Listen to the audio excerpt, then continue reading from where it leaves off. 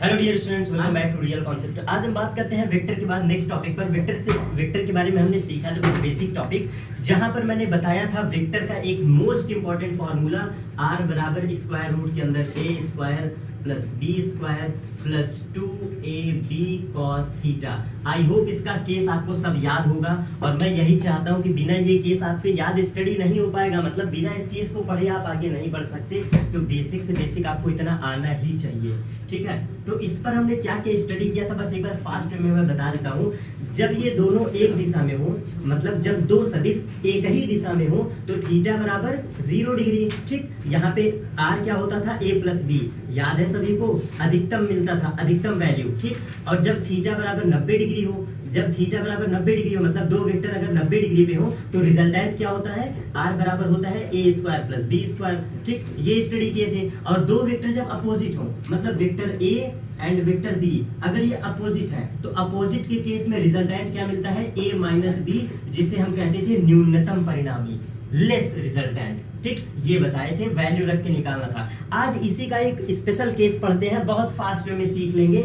आपसे एक क्वेश्चन पूछता है कि अगर हम दो वेक्टर को जोड़ रहे हैं, उसका परिणामी निकाल रहे हैं, तो वो कितने एंगल बनाता है। फिगर बनाते हैं, देन एक्सप्लेन करते हैं, ठीक। ये है हमारा वेक्टर a, ये है हमारा वेक्टर b,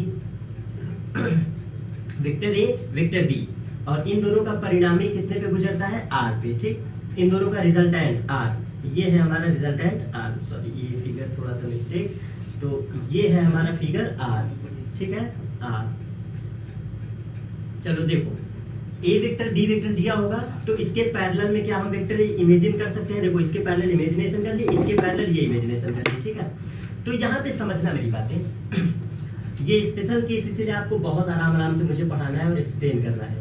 आपसे क्वेश्चन करता है कि जब हम दो सदिशों का परिणामी निकाल रहे हैं, रिजल्टेंट निकाल रहे हैं, तो हमें वो वाला कोण बताओ, हमें वो कोण बताओ जो b बनाता है। मतलब दिस एंगल इज अल्फा, ये हमने माना है, अपने तरफ से माना है, ये अल्फा हमने एज्यूम किया है कि हमें ये अल्फा बताओ कि ये जो रिजल्टेंट है ना, कितने डिग्री पर है, कितने डिग्री पर है, इस बात को। और ओवरऑल एंगल क्या है, थीटा। आपसे क्वेश्चन करता है कि वेक्टर a गिवन है, वेक्टर b गिवन है, बीच का एंगल थीटा गिवन है, ये सब गिवन होगा। आपसे कहेगा कि इस परिणामी की दिशा बताओ जो इस b सदिश के साथ बना रहा है। मतलब आपसे अल्फा पूछेगा, कहेगा कि अल्फा फाइंड आउट करो। तो पता है इसके लिए एक स्पेशल फॉर्मूला होता है, आपको समझाता हूँ कैसे निकालते हैं। हमें अल्फा चाहिए, तो जाहिर सी बात है हमें फिर tan अल्फा करना पड़ेगा, ठीक। तो चलो इससे पहले एक साइड में स्टडी कर लेते हैं, उसे हम लोग कहते हैं ध्रुवीय घटक। एक अलग से हम स्टडी कर लेते हैं टॉपिक, ध्रुवीय घटक, और ये आपको पढ़ना भी है। इसी को हम कहते हैं सदिश वियोजन, इसी को हम कहते हैं सदिश का वियोजन करना। और वियोजन का मतलब हम जानते हैं तोड़ना, चीजों को तोड़ना। कैसे तोड़ना, सदिश के रूप, हमें सदिश को तोड़ना है। तो चलो एक हिंट देते हैं, इसका एग्जाम्पल आपको याद रखना है। कोई भी एक सदिश है, अगर कोई भी एक सदिश a है और ये सदिश b है, नीचे वाला b है, अगर ये थीटा एंगल बनाता है, अगर ये थीटा एंगल बनाता है, तो जो ये a वाला कंपोनेंट है ना, इसका थीटा नीचे वाला, दो वेक्टर आपको गिवन होगा। चलो मैं ऐसे हिंट करता हूँ, a है, थीटा है, तो इसका एक कंपोनेंट नीचे की तरफ हो जाता है a cos थीटा, और इसका एक वर्टिकल कंपोनेंट हो जाता है a sin थीटा। यही हमें पढ़ना है वियोजन। वियोजन का मतलब होता है किसी सदिश को कैसे तोड़ें, किसी सदिश को कैसे तोड़ें। तो जरा समझना, जो भी सदिश गिवन होता है, इस सदिश का थीटा कोण, थीटा कोण नीचे बन रहा है, तो नीचे की तरफ तोड़ोगे तो थीटा वाला कोण बनता है a cos थीटा। इसे कहते हैं क्षैतिज घटक, इंग्लिश में कहते हैं हॉरिजॉन्टल कंपोनेंट। क्या कहते हैं, हॉरिजॉन्टल कंपोनेंट। और ये ऊर्ध्वाधर दिख भी रहा है, 90 डिग्री पे दिख रहा है ना, 90 डिग्री पे, तो इसे कहते हैं ऊर्ध्वाधर, मतलब लंब, तो इसे कहते हैं ऊर्ध्वाधर घटक, ऊर्ध्वाधर घटक, या इसी को इंग्लिश में कहते हैं परपेंडिकुलर कंपोनेंट, ठीक है ना। किसी वेक्टर का कंपोनेंट कैसे तोड़ें, कैसे डिवाइड करें, तो जिधर थीटा कोण बना होता है, नीचे की तरफ cos थीटा, ऊपर की तरफ sin थीटा। चलो इसके एग्जांपल लेते हैं, एक छोटा सा एग्जांपल। हम मान लिए कि ये mg फोर्स है, ठीक, और ये एंगल थीटा है। डायरेक्ट देखो mg एंगल थीटा, तो इसका mg cos थीटा। सर कैसे पहचान गए आप? mg का ये थीटा है ना, तो ये वाला कंपोनेंट क्षैतिज कहलाएगा। अब देखो ये लंबवत है ना 90 डिग्री, तो ये हो गया mg sin थीटा। इस थीटा से दूर बनता है mg sin थीटा। 90 डिग्री ज्यादा होना पड़ेगा ना, इस थीटा को 90 करोगे तो ज्यादा होना पड़ेगा, तो जब 90 एज्यूम करोगे तो ये sin थीटा बनता है और 0 डिग्री वाला cos थीटा। कुछ समझ में आया? इस थीटा को 0 करते जाओ तो हॉरिजॉन्टल कंपोनेंट और 90 कर दो तो वर्टिकल कंपोनेंट। इसी को हॉरिजॉन्टल कंपोनेंट, वर्टिकल कंपोनेंट। एक एग्जांपल और ले लेते हैं। चलो देखो, ये हमने माना t, ये हमने माना t, ठीक है ना। अब की बार हमने यहाँ पे थीटा दे दिया, ये थीटा दे दिया, तो अब कैसे करेंगे? इस थीटा को 0 करते जाओ, ऐसे दबाते जाओ, तो जिधर थीटा है t cos थीटा और जिधर वर्टिकल है t sin थीटा। भाई ऐसे समझो जरा, ट्रिक देखो, तुम लोग को इतना जबरदस्त ट्रिक समझाता हूँ। ए है हॉरिजॉन्टल कंपोनेंट निकालना है, 0 करते जाओ, थीटा को 0 0 0 0 क्षैतिज, सिंपल सी बात। वर्टिकल निकालना है, वर्टिकल का मतलब क्या होता है? 90 डिग्री। इसी थीटा को बढ़ाते जाओ बढ़ाते जाओ बढ़ाते जाओ, 90 आ गया। ठीक, वही चीज यहाँ एज्यूम करो। टी है, हॉरिजॉन्टल के लिए थीटा 0 कर दो, थीटा 0 करोगे ऊपर ऊपर ऊपर ऊपर टी cos थीटा, 90 किए टी sin थीटा। सिंपल सा कंसेप्ट। वेक्टर का वियोजन यही कहता है कि किसी वेक्टर को दो भागों में तोड़ दो, एक उसका हॉरिजॉन्टल कंपोनेंट, एक उसका वर्टिकल कंपोनेंट। आई होप ये समझ में आ गया होगा। तो इसी को बस बार बार रिवाइज करना है, बार बार इसको समझ लेना है। एक बार कंसेप्ट क्लियर कर लो, बार बार क्लियर। ठीक, तो ये हम पढ़ लिए सदिश वियोजन। आपके टॉपिक में नहीं है बट एक्स्ट्रा कंसेप्ट आपको सिखा रहा हूँ, ये सब एक्स्ट्रा कॉन्सेप्ट है। तो ये अल्फा हो गया। अब सोचो हमें tan अल्फा लगाना पड़ेगा ना। एक बात बताना, ये वेक्टर बी सवाल में गिवन है, वेक्टर ए गिवन है। जब tan अल्फा लगाओगे तो ये हाइट हमें चाहिए, ये हाइट हमें चाहिए ना, तो ये हाइट कैसे निकलेगा? एक काम करते हैं, इस ए का कंपोनेंट तोड़ो, तो वो कंपोनेंट कहाँ जुड़ेगा? ये जुड़ जाएगा आपका कंपोनेंट a cos थीटा।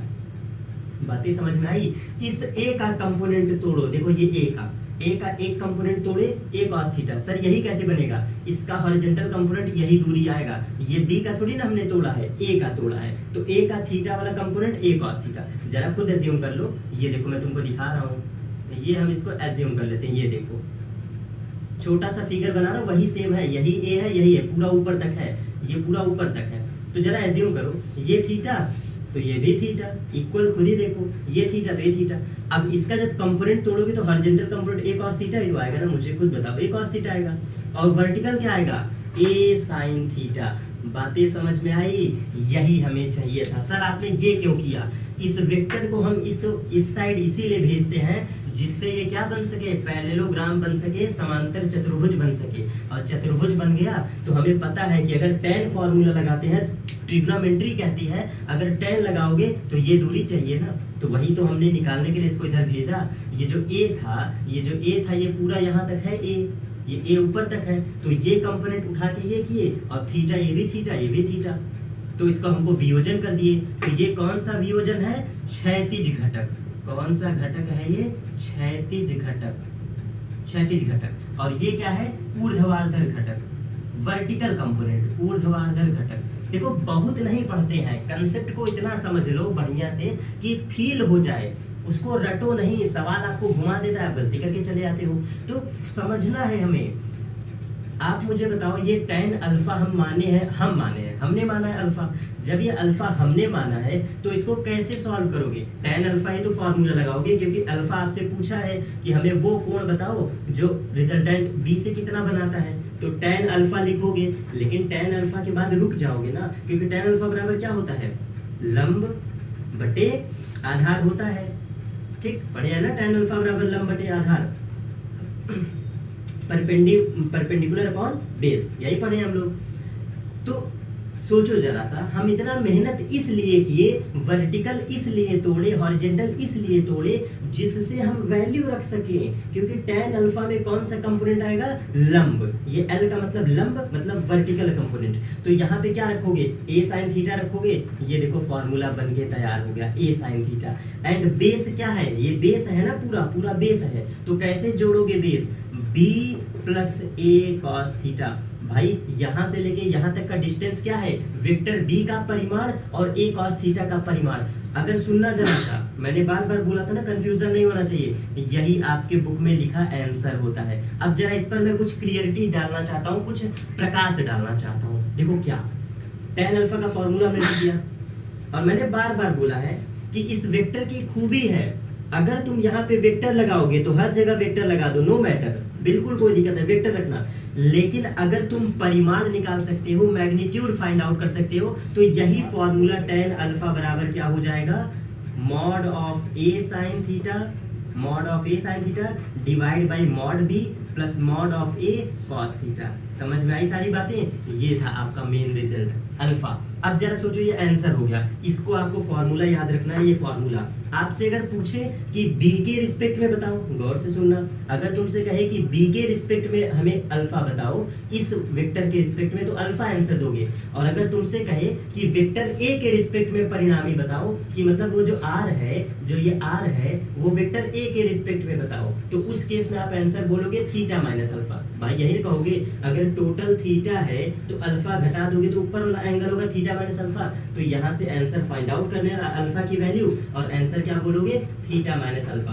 दोनों केस मैंने स्टडी करवा दिया। आपके बुक में यही बीटा मान लेता है, बीटा उटा मत मानो, 50 कंपोनेंट क्या करने के लिए पढ़ोगे, वही आंसर निकालो अल्फा के लिए ऑलवेज। और जब आपसे इसके रिस्पेक्ट में पूछे तो थीटा माइनस अल्फा, और नहीं पूछे तो अल्फा। बिल्कुल क्लियर? तो देखो अब क्या बोलता हूँ बेटा, मैंने बहुत अच्छे से कोशिश किया छोटी छोटी बातों के साथ बताना, ठीक है? इसको आप दोबारा से देखिएगा, रिपीट कर लीजिएगा। टफ है बेशक, मैं भी कह रहा हूँ, जब सिलेबस का पार्ट नहीं तो टफिश तो थोड़ा लगेगा ही। ये आपके सिलेबस का पार्ट है, इसको तो पढ़ना ही पड़ेगा, ठीक? चलो ये हो गया। एक क्वेश्चन आपको और देता हूँ, मतलब मैंने वियोजन करना सिखाया है, इसका एक हिंट दे देता हूँ जिससे आपको ऑलवेज के लिए रिमेम्बर रहे, कभी भूल से गलती हो ही ना, कभी भूल से गलती हो ही ना। चलो देखो, अगर हम लिखते हैं कोई वेक्टर ए और कोई वेक्टर बी, मतलब समझ लो ऐसे, थोड़ा इसको और तिरछा बनाते हैं, और हॉरिजॉन्टल कंपोनेंट जिससे तुम समझ सको वो लैंग्वेज समझाओ। ए मैंने लिखा, और ये क्या है, थीटा डिग्री पे है, ठीक? तो इस ए का जो कंपोनेंट होगा क्षैतिज वाला, इस डायरेक्शन में क्या होगा, ए कॉस थीटा, यही होगा। और इसका वर्टिकल कंपोनेंट होगा ए साइन थीटा, ठीक है ना? जो थीटा है, हॉरिजॉन्टल कहे तो थीटा 0 करते जाओ, और 90, और जब वर्टिकल कहे तो थीटा 90 करते जाओ, और डायरेक्ट लिख देना। जब हॉरिजॉन्टल है तो कॉस आता है, और वर्टिकल आता है तो साइन आता है, ठीक है ना? ये कहाँ से आता है, कैसे आता है, अब समझाते हैं बातें। ये जो थीटा दिया होता है, जरा सोचो, जब इसको तुम तोड़े हो, वियोजित किए हो, तो ये जो ए कॉस थीटा बना है ना, वो इस वेक्टर का कौन सा पार्ट है, ये वाला पार्ट है। जरा समझना, ये पार्ट है। ए कॉस थीटा जो होता है वो ये पार्ट है जो मैंने ड्रॉ किया है। इसी को कहते हैं ए का क्षैतिज छाया क्षेत्र। इस ए कॉस थीटा का नाम होता है ए का क्षैतिज छाया क्षेत्र। क्षैतिज छाया क्षेत्र, नाम को देखो क्या गजब का नाम है, ए का क्षैतिज छाया क्षेत्र। मतलब इस ए का वो कंपोनेंट बताओ जिसने क्षैतिज में एरिया कवर कर लिया, ढक लिया।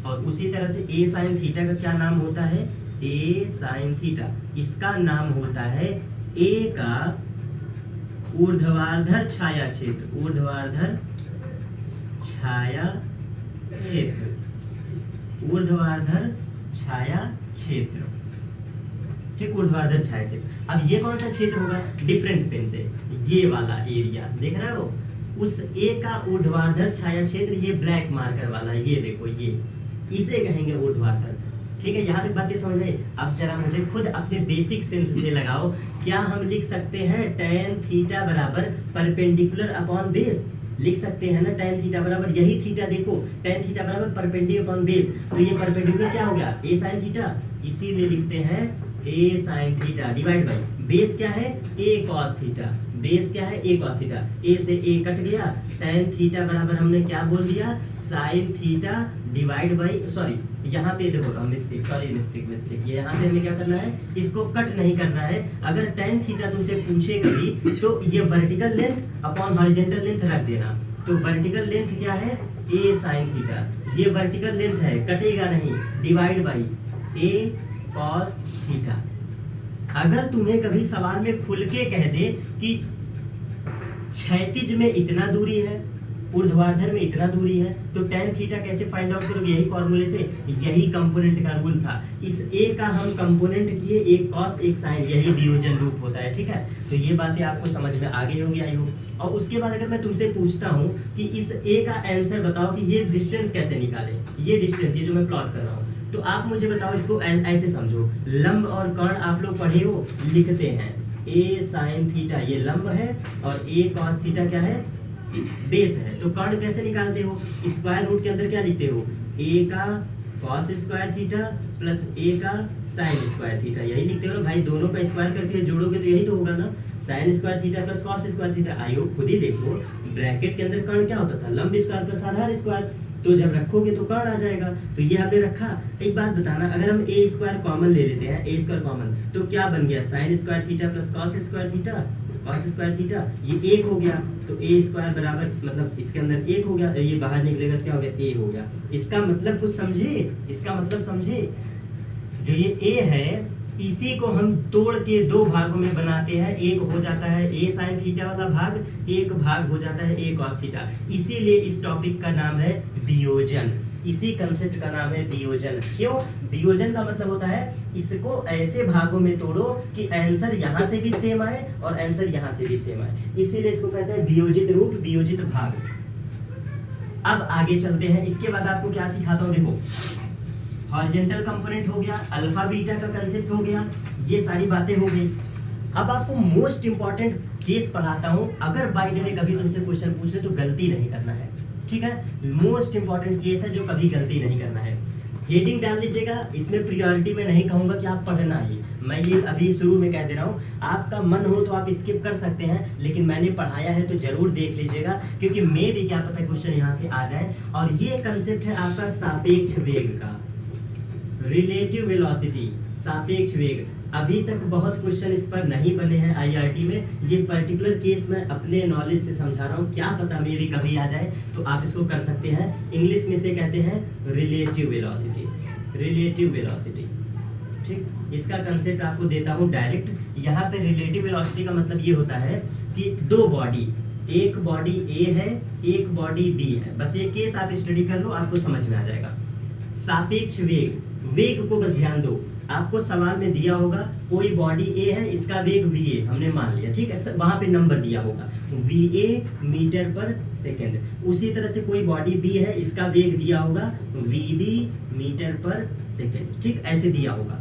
आपसे डायरेक्ट क्वेश्चन पूछेगा कि v ऑफ ab बताओ, क्या बताओ, v ऑफ ab बताओ, या फिर v ऑफ ये बताओ, ba। दोनों में देख लो फर्क है, दोनों में फर्क है, ठीक। इसी टर्म को कहते हैं velocity of a with respect to b. आपसे ये जो बी ए बी लिखे हो, इसका मतलब होता है velocity of a with respect to b, with respect to b. और नीचे वाले का क्या मतलब है, नीचे वाले का मतलब है velocity of B, velocity of B with respect to A, ठीक। अब जरा हिंदी में बोल देते, नहीं तो बच्चे कहेंगे सर आप हिंदी में तो बताया ही नहीं। इसे कहते हैं सापेक्ष वेग। और VAB का मतलब है V का वेग विद रिस्पेक्ट टू B, मतलब A का वेग है B के सापेक्ष। चलो हिंदी में भी लिख देते हैं, हिंदी में भी लिख देते हैं। ये क्या है, A का वेग, आपसे ये ऐसे पूछेगा A का वेग बताओ B के सापेक्ष, B के सापेक्ष, ये ऊपर वाले का मतलब है ऊपर वाले का, ठीक है ना। A का वेग B के सापेक्ष, ये हिंदी में है। नीचे B का वेग A के सापेक्ष, A के सापेक्ष। अब समझ में आ गया, अब तो कोई नाराज नहीं है, क्योंकि ये बिल्कुल गजब का कंसेप्ट है। जब भी रिलेटिव वेलोसिटी पूछता है, ये दो से तुलना करा के पूछता है। सापेक्ष का मतलब इंग्लिश में थोड़ा पढ़ तो लो एक बार, विद रिस्पेक्ट टू, हमें A का वेग बताना है विद रिस्पेक्ट टू B, यही होता है रिलेटिव कंसेप्ट। समझ में आया। तो अब इसको, ये तो मैंने भी पढ़ना सिखाया, आंसर तो मैंने लिखा ही नहीं। अगर V ऑफ AB लिखा हो तो इसका मतलब होता है A का वेग B के सापेक्ष, ठीक है। BA लिखा हो तो वेलोसिटी ऑफ B, मतलब B का वेग है किसके सापेक्ष, A के सापेक्ष, ठीक है ना। ये हो गया। अब पता है इसका आंसर क्या होगा, जब V ऑफ AB पूछता है, V ऑफ AB, तो इसका मतलब है VA माइनस VB आपसे पूछा है। ये आपको याद रखना है, ये आंसर ये याद रखना है। और वी ऑफ बी ए पूछे तो इस केस में याद रखना है v b minus v a. समझ में आया? ये तुम्हारे लिए आंसर है भाई। हमें पूछा क्या है, कैसे क्वेश्चन आपसे डायरेक्ट ये पूछता है, आपसे कहेगा ये बताओ ये बताओ, लेकिन हमें इसका पूरा थीम तो पता होना चाहिए। तो कोई बॉडी ए है, इसका वेग दिया होगा, कोई बॉडी बी है, उसका वेग दिया होगा, 100% श्योर दिया होगा, ठीक। v ऑफ ए बी पूछे, इसका मतलब होता है velocity of a with respect to b, Hindi में कहे तो ए का वेग v के सापेक्ष। v ऑफ बी ए का मतलब velocity of B with respect to A, मतलब b का वेग बताओ किसके रिस्पेक्ट में, a के सापेक्ष। हिंदी में लिखा होगा, ठीक। नहीं लिखा होगा तो ये तो पहचान लोगे, ठीक।